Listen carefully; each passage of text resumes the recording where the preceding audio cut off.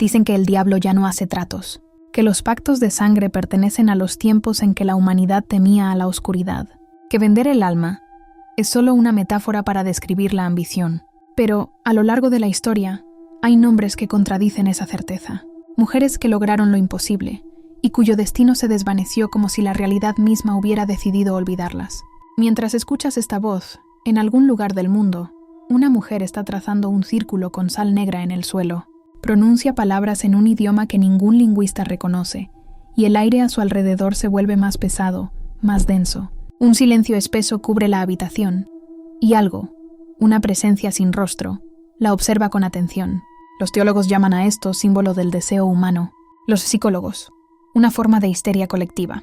Pero los archivos que el Vaticano jamás publicó cuentan otra historia.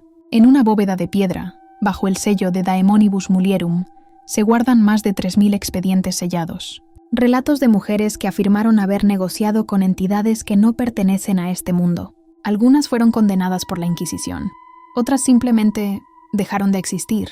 En 1621, el inquisidor Gaspar de Urrutia escribió: «No temo al diablo, sino a las mujeres que hablan con él y salen indemnes». 3 días después, fue hallado muerto en su celda, sin heridas, sin veneno, solo un olor a azufre y una palabra escrita con tinta roja en la pared: Aeternum. Las leyendas más antiguas y los registros modernos coinciden en un patrón, el mismo fenómeno descrito en distintas culturas, con diferentes nombres y el mismo propósito. En África lo llaman el que ofrece, en América del Sur, el visitante, en Europa simplemente el que responde, una presencia que aparece cuando el deseo humano alcanza su punto más oscuro. Los testimonios coinciden en los detalles, una voz que se escucha en sueños, una oferta que parece venir del propio pensamiento, y un cambio irreversible tras aceptarla. No siempre se trata de belleza o riqueza. A veces el pacto es más sutil: influencia, inspiración, poder sobre otros, o la simple capacidad de alterar el curso de la realidad. Después del pacto, algo en ellas cambia. Su mirada parece ver más allá de las cosas. Sus palabras hipnotizan. Y hay quienes juran que sus sombras se mueven un instante antes que sus cuerpos. Las crónicas de los monasterios mencionan espejos cubiertos, rosarios que se derriten, y velas que se encienden solas al oír su nombre. En 1994, un investigador rumano encontró un manuscrito anónimo que describía un ritual para convocar al que ofrece. Los pasos eran precisos: una llave, una vela negra, un espejo y un nombre pronunciado al revés. El hombre que lo intentó fue hallado una semana después, ciego, con la lengua arrancada y una frase escrita con su propia sangre: «Aceptó mi precio». Durante años, los escépticos lo atribuyeron a una farsa, pero las fotografías del archivo policial mostraban símbolos idénticos a los grabados en templos del siglo XV. El mismo diseño, las mismas palabras, una coincidencia imposible. Esta investigación no busca convencerte, solo mostrarte lo que la historia decidió ocultar. 5 nombres, 5 mujeres separadas por siglos, unidas por un mismo destino. Todas hablaron con la oscuridad, y la oscuridad les respondió. Porque si el diablo realmente dejó de hacer pactos, ¿cómo explicas que algunos aún se cumplan con precisión milimétrica? Hungría, invierno de 1610. La nieve caía sobre los muros del castillo de Chehté, cubriéndolo todo con una pureza que solo servía para ocultar el olor a hierro y miedo. Allí vivía la condesa Erzsébet Nadasdy, conocida siglos después como la Condesa de las Sombras. Los libros de historia la recuerdan como una asesina, una mujer cruel que torturó a jóvenes doncellas en nombre de la belleza. Pero los documentos encontrados en los archivos del Vaticano sugieren algo más siniestro. Erzsébet no actuaba sola. Alguien, o algo, le ofrecía eternidad a cambio de obediencia. En 1609, su confesor, el padre László Fejes, escribió en una carta al obispo de Esztergom: «La condesa no duerme, dice escuchar voces bajo la nieve. Ha dejado de rezar, y en su oratorio hay marcas que no reconozco». 2 semanas después, el sacerdote desapareció. Solo se halló su crucifijo, fundido como si hubiera sido expuesto al fuego durante días. Los testimonios de los sirvientes coinciden. Erzsébet realizaba rituales nocturnos frente a un espejo cubierto con un velo negro. Nunca pronunciaba su nombre completo, pero siempre repetía las mismas palabras en un idioma desconocido. Quienes la observaban decían que, tras cada ceremonia, Su piel recuperaba el brillo de la juventud perdida. La Inquisición investigó los casos de desaparición, pero lo que encontraron dentro del castillo no encajaba con ningún crimen humano. En el sótano, entre símbolos grabados en hierro, había un círculo de cenizas con un sello invertido. 3 triángulos entrelazados.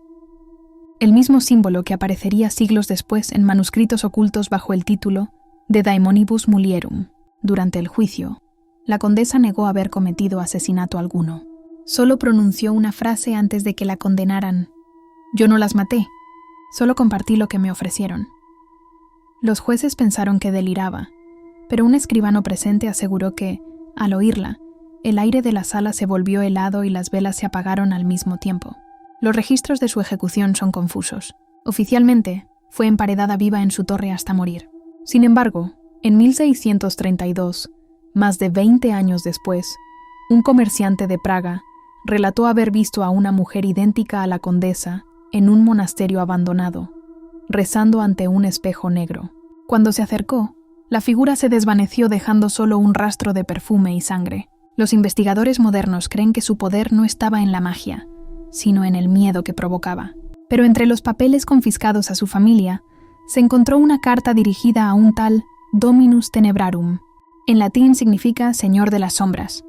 En ella, Erzsébet escribía: «He cumplido con la promesa. Ellas me sirven y yo permanezco joven. Pero el precio no era solo mío. Ahora él exige más». El contenido fue considerado herético y destruido, aunque una copia parcial sobrevivió. En su margen se puede leer una firma, una letra E, escrita con tinta que no envejeció. Los análisis químicos modernos no pudieron identificar su composición, ni vegetal, ni animal, ni mineral. Muchos historiadores aseguran que Erzsébet Báthory fue una víctima de su propio mito. Sin embargo, los documentos conservados por la Orden Benedictina de Pannonhalma describen que, el día de su muerte, se escuchó una voz de mujer proveniente de la torre sellada, pronunciando claramente en húngaro antiguo: «El trato continúa». Ese mismo año, 3 jóvenes desaparecieron en las aldeas cercanas. Nadie las volvió a ver. Pero en el invierno siguiente, las monjas del convento de Tiani registraron un suceso inexplicable. Una figura femenina caminaba sobre la nieve, dejando tras de sí huellas de ceniza ardiente. 4 siglos después, la leyenda de la Condesa de las Sombras sigue viva. Los investigadores que han intentado estudiar su linaje afirman que los descendientes directos de Erzsébet poseen una extraña inmunidad a las enfermedades y una piel que no envejece. El último registro genético data de 2019 y pertenece a una mujer de 47 años con apariencia de 25. Su nombre está protegido, pero en los foros ocultistas la llaman la Condesa Renacida. Tal vez Erzsébet nunca murió. Tal vez el pacto solo cambió de cuerpo. Y si aún camina entre nosotros, entonces el trato no terminó. En la isla de Sicilia, donde las iglesias respiran sal y piedra, se levanta el viejo convento de Santa Rosalia, un lugar que nunca figura en los mapas, y donde, según los archivos perdidos del Vaticano, ocurrió uno de los casos más inquietantes del siglo XIX. Todo comenzó con una novicia llamada Sor Agata di Lerici. Era silenciosa, devota, y poseía una calma que incomodaba a las demás monjas. Decían que podía pasar horas frente al crucifijo sin moverse, y que sus labios se movían aunque no saliera sonido alguno. Al principio, sus compañeras pensaron que era una muestra de fervor, hasta que, una madrugada, las campanas comenzaron a sonar solas. Primero 3 veces, luego 7, y entre los ecos metálicos se escuchó una segunda voz rezando con ella. Una voz grave, masculina, que provenía del altar. El confesor del convento, el padre Benedetto Corbini, fue enviado a investigar. En su diario, descubierto casi un siglo después, anotó: «No se comporta como una posesa. No blasfema, no teme el agua bendita. Habla con ternura, como si conversara con un amante invisible». El sacerdote intentó mantenerla bajo vigilancia, pero cada noche, al llegar la medianoche, Sor Agata desaparecía de su celda. Siempre la encontraban en la cripta, de rodillas frente a un espejo cubierto con un velo negro. A su alrededor, símbolos trazados con ceniza y una llave de hierro oxidada. Cuando el padre Benedetto la confrontó, ella le respondió con calma: «No es el demonio quien me habla, padre. Es el otro Dios, el que ustedes olvidaron». El Vaticano recibió informes sobre el caso, y 3 obispos fueron enviados a Palermo, pero ninguno permaneció allí más de una semana. Todos coincidieron en lo mismo. El aire dentro del convento era insoportablemente denso, como si algo invisible respirara junto a ellos. El diario del padre Corbini relata el momento en que intentó realizar un exorcismo. Durante la ceremonia, las velas se apagaron solas. El crucifijo se giró lentamente hacia el suelo, y la joven, en un tono de voz desconocido, dijo: «No puedes expulsar lo que tú mismo adoras». Desde entonces, el sacerdote perdió la razón. Sus últimas notas están escritas con letras desordenadas, como si hubiera temblado al escribir. He visto la fe invertirse y seguir brillando. El convento fue clausurado al año siguiente. Los documentos oficiales afirman que Sor Agata murió de fiebre, pero su tumba nunca fue encontrada. Durante una excavación en 1911, los obreros hallaron una estatua de mármol de tamaño natural con el rostro de una monja arrodillada. En su pecho, una inscripción en latín: Ego elegi lux tenebrarum. Yo elegí la luz de las tinieblas. El Vaticano declaró la escultura una falsificación, aunque los análisis posteriores revelaron que el mármol no pertenecía a ninguna cantera conocida y emitía un leve calor constante. En los círculos ocultistas de Palermo, se dice que Sor Agata no fue víctima, sino puente, que su fe fue el canal a través del cual algo antiguo habló, una conciencia que no buscaba destruir la religión, sino infiltrarla. Hoy, una pequeña hermandad secreta llamada Le Fili del Silencio celebra sus rituales cerca del antiguo convento. Sus miembros visten de negro, cubren los espejos antes de rezar y pronuncian las mismas palabras atribuidas a la monja. Él no vino a poseerme, vino a recordarme quién soy.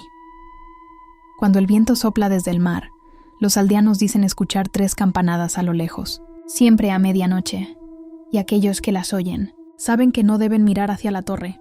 En el corazón de París, donde el humo del cabaret se mezcla con el incienso de las iglesias, nació la leyenda de Marla Duplessis, una actriz que juraba que la fama no era un don, sino una deuda. Era 1933, el año en que las luces del Montmartre parecían más brillantes que las estrellas. Marla no tenía fortuna ni apellido, solo una voz que hacía temblar a quien la escuchaba. Cantaba cada noche en un teatro de mala reputación, hasta que un hombre comenzó a ocupar siempre la misma mesa, en la última fila, vestido con un abrigo negro que nunca se quitaba.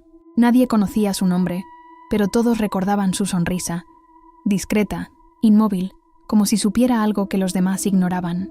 Una noche, después del espectáculo, Marla desapareció entre los pasillos del camerino. Las luces se apagaron, y cuando volvieron, ella estaba sola frente al espejo, hablando con alguien que no estaba allí.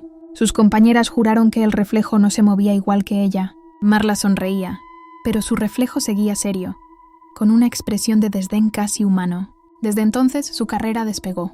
En un mes los periódicos la llamaban la voz de Los Ángeles. En 3 ya actuaba para ministros, artistas y magnates. Pero cada éxito traía algo extraño. Las fotografías nunca mostraban claramente su rostro. Siempre había una sombra cubriendo una parte. Los negativos se velaban, y los espejos del teatro comenzaron a agrietarse sin causa. Un periodista del diario Le Matin logró entrevistarla en secreto. En su reportaje, escribió: «Hablaba con dulzura, pero en su mirada había un cansancio sobrenatural. Dijo que la fama no era suya, que solo la sostenía, mientras él la observaba desde el otro lado del vidrio». Semanas después, el periodista fue encontrado muerto en su departamento, rodeado de recortes de periódicos y espejos cubiertos con sábanas negras. La causa oficial fue asfixia, aunque el cuerpo no mostraba signos de violencia. Los rumores se multiplicaron. Algunos afirmaban que Marla había hecho un pacto con un espíritu conocido en los círculos esotéricos de la época como l'Observateur, una entidad vinculada a los reflejos y a la vanidad. Otros decían que era solo una metáfora de su ambición. Pero el registro de la policía parisina narra algo más inquietante. Durante una visita a su departamento, los oficiales encontraron un espejo cubierto con terciopelo rojo. Marla pidió que nadie lo tocara. Uno de los agentes, ignorando la advertencia, lo destapó. Según el informe, el hombre gritó y cayó desmayado. Al despertar, repitió una frase una y otra vez. Ella no estaba allí, solo su reflejo. Después de ese día, Marla nunca volvió a ser la misma. Dejó de salir a la luz del día, Solo actuaba de noche y exigía que todos los espejos fueran retirados de los teatros. Afirmaba que su reflejo la observaba incluso en la oscuridad. En 1937, desapareció durante una presentación privada en el Château d'Arcy. Los testigos dijeron que, durante su última canción, las luces se apagaron repentinamente, y cuando se encendieron, solo quedaba el micrófono en el escenario. Detrás, el espejo del salón mostraba su silueta, cantando aún. El castillo fue cerrado. Décadas después, un restaurador encontró detrás del escenario una inscripción tallada en el muro, como escrita desde adentro del vidrio. Mi voz no pertenece a este mundo. Los ocultistas contemporáneos creen que Marla Duplessis no murió. Dicen que cada vez que alguien mira un espejo y se siente observado, es porque ella sigue ahí, cantando para el mismo público que la condenó. Su historia desapareció de los archivos oficiales, pero una copia del contrato que firmó para su última presentación aún se conserva en manos privadas. En lugar de una firma, hay una huella negra, como si alguien hubiera presionado su mano contra el papel. Desde el otro lado, algunos aseguran que, en ciertos teatros abandonados de París, cuando cae la medianoche, se escucha una voz femenina entonando una canción antigua. Nadie recuerda la melodía, pero quienes la oyen aseguran que, al volver a casa, los espejos tardan un segundo más en devolver su reflejo. En el norte de México, donde el polvo se confunde con el fuego del atardecer, hay un pueblo llamado San Miguel de la Barranca. Nadie lo visita, nadie lo recuerda. Solo los más viejos mencionan que allí vivía una mujer llamada Isabela Cruz, una santera que hablaba con los muertos y juraba poder curar cualquier enfermedad, a cambio de un precio que nunca revelaba. Su casa aún existe, un muro de adobe cubierto de símbolos, una puerta marcada con una cruz de ceniza, y en el interior, una mesa repleta de velas que se encienden solas cada 1 de noviembre. Los vecinos dicen que el aire cambia ese día, se vuelve más frío, más espeso, como si alguien respirara justo detrás de ellos. Isabela no siempre fue temida. Al principio, era conocida como la mujer que rezaba por los enfermos. Curó a niños con fiebre, a soldados que regresaban de la frontera, y a una viuda que juraba escuchar el llanto de su hijo muerto. Nadie entendía cómo lo hacía. Decía que su don no provenía de Dios, sino de la tierra. Todo cambió el año en que su hijo enfermó. Los médicos lo declararon sin esperanza. Durante 3 noches seguidas, Isabela no salió de su altar. Los testigos aseguran haber visto luces rojas dentro de su casa y sombras que se movían sin cuerpo alrededor del tejado. Al amanecer, el niño estaba sano, pero en sus ojos había un brillo extraño, como si reconociera algo que los demás no podían ver. Desde entonces, Isabela comenzó a realizar rituales que nadie comprendía. Enterraba animales en la arena, marcaba los árboles con sangre, y en las noches sin luna se oía su voz mezclada con otra, más profunda, más antigua. Una vecina la escuchó decir: «No pido su alma, pido su voluntad». La iglesia local intentó excomulgarla, pero el párroco desapareció antes de poder anunciar el decreto. Solo encontraron su Biblia abierta en el altar y sobre la página una mano de ceniza perfectamente delineada. Con el tiempo, la gente dejó de hablar de ella, pero cada tanto alguien subía hasta su casa buscando ayuda y siempre regresaba curado, aunque diferente. Uno de esos hombres, un campesino llamado Esteban, contó antes de morir que, durante el ritual, Isabela le pidió que escribiera su nombre con sangre sobre una piedra negra. Después, le dijo que su enfermedad había sido trasladada. 2 días más tarde, su hermano menor enfermó exactamente con los mismos síntomas. Los pocos documentos oficiales sobre Isabela fueron confiscados por la diócesis de Guadalajara en 1982. Sin embargo, un periodista local, Tomás Herrera, guardó una copia del expediente. En una grabación inédita, se le escucha decir: «He visto cosas que no deberían existir. Su hijo no envejece. Tiene la misma edad que cuando enfermó, hace más de 40 años». Poco después, el periodista desapareció. Su automóvil fue encontrado a orillas del río Lerma, con el motor aún encendido y el asiento del conductor cubierto de ceniza. En los círculos esotéricos de México, se cree que Isabela Cruz realizó uno de los rituales más antiguos del sincretismo afrocaribeño: el rito del elegido, una ceremonia en la que el alma de un niño es ofrecida como puente entre el mundo de los vivos y el de los muertos. El pacto, según los textos prohibidos del libro de Ogún, no concede poder, sino permanencia. Algunos aseguran que Isabela aún vive. Dicen que cada año, el Día de Muertos, Una mujer vestida de blanco aparece entre las tumbas, coloca una vela sobre cada cruz y susurra los nombres de los que morirán antes del próximo amanecer. Cuando termina, el cementerio queda en silencio. Solo una cosa queda diferente: una piedra negra recién colocada junto a la entrada. En su superficie, si la miras con atención, se puede leer un nombre grabado con algo que no es metal. Un nombre nuevo, tal vez el tuyo. Dicen que las historias no terminan, solo cambian de forma. Cada pacto deja una huella invisible, una energía que se esconde en los nombres y se arrastra por los siglos como un rumor que no muere. Algunos lo llaman destino, otros maldición. Yo prefiero llamarlo continuidad. En una ciudad sin nombre, entre la niebla y el ruido moderno, vive una mujer imposible de ubicar en ningún registro. A veces se presenta como restauradora de arte, otras como profesora o periodista. Su rostro no cambia. Las fotografías la muestran idéntica en distintos tiempos y lugares: Bucarest, Nueva Orleans, México, París. Misma mirada, misma piel pálida, mismo amuleto con 3 triángulos entrelazados. Quienes la han visto aseguran que hay algo hipnótico en su presencia. Su voz es suave, pero las personas que conversan con ella olvidan fragmentos enteros del encuentro. Los testigos dicen que el aire se enfría cuando sonríe, y que los relojes, por un instante, se detienen. Nadie sabe de dónde vino, aunque muchos sospechan que no es una mujer, sino la consecuencia de todas las anteriores. Mijaela, Sally, Lilith, Marie e Isabela dejaron algo atrás: un conocimiento, una promesa, un fragmento de sí mismas. Y alguien en algún punto lo reunió todo. Los investigadores que siguieron su rastro encontraron pruebas dispersas: archivos robados del Vaticano, espejos cubiertos con telas negras, fragmentos de piedra con símbolos idénticos a los descritos siglos atrás. Los informes coincidían en lo esencial. Esta figura, a la que llamaron la heredera del silencio, aparece cada vez que el equilibrio entre lo divino y lo humano se rompe. Se dice que no busca poder ni venganza. Su propósito es preservar el pacto. Su existencia es la continuidad del mismo hilo oscuro que comenzó con el primer trato. El fuego de la condesa, la fe de la monja, el espejo de Marla, la voz de Isabela, todo converge en ella. Hay rumores sobre una organización secreta que la protege. Mujeres jóvenes, vestidas de negro, que se mueven entre ciudades siguiendo las señales de antiguos rituales. Dicen que cuando la heredera llega a un lugar, el tiempo se altera.